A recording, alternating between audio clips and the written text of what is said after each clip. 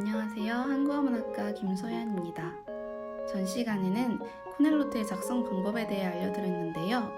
이번 시간은 평소에 제가 어떻게 노트 정리를 하면서 공부를 했는지 알려드리겠습니다.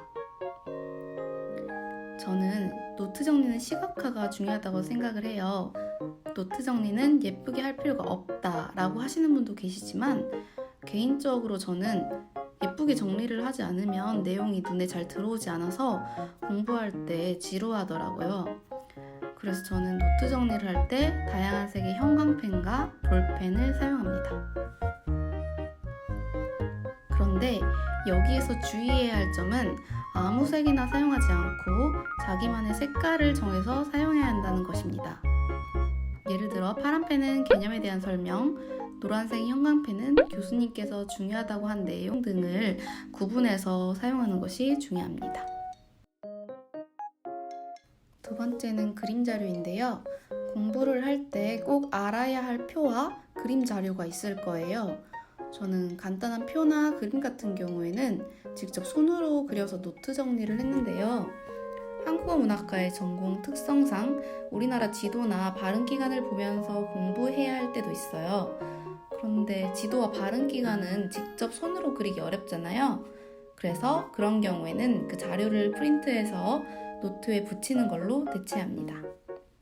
제가 조금 전에 시각화가 중요하다고 했는데 그렇기 때문에 저는 노트 정리에서 그림 자료는 빼놓을 수 없는 부분이라고 생각해서 필수로 넣어줍니다. 다음은 요약입니다. 처음에 저는 요약을 해서 쓰는 습관을 들이는 게 어려웠어요. 항상 어떻게 한 페이지를 이 작은 칸 안에 요약할까?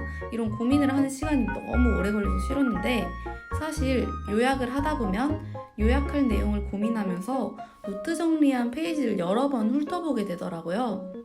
그럼 자연스럽게 복습하게 된 효과가 있겠죠? 그 덕분에 저는 코넬노트에 학습한 내용을 정리하면서 2번이나 복습할 기회가 생겨서 결과적으로는 너무나 좋았어요.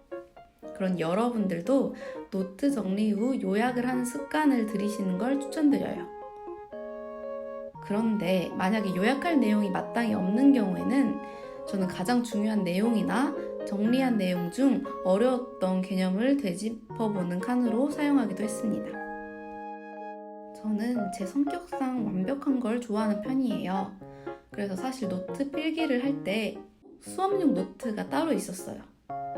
수업 시간에는 필기를 따라가려면 예쁘게는 필기를 못하니까 수업을 들을 때는 수업용 노트에 칠판 판서, 교수님 말씀, PPT 내용 등을 빠르게 필기했어요.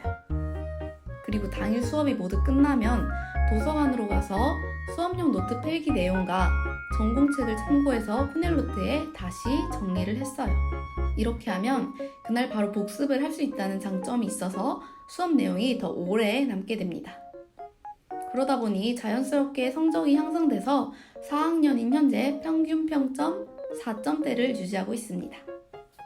제가 생각하는 코넬노트 장점은 성적을 잘 받을 수 있다는 것도 있지만 가장 큰 장점은 공부 습관이 잡힌다는 거예요.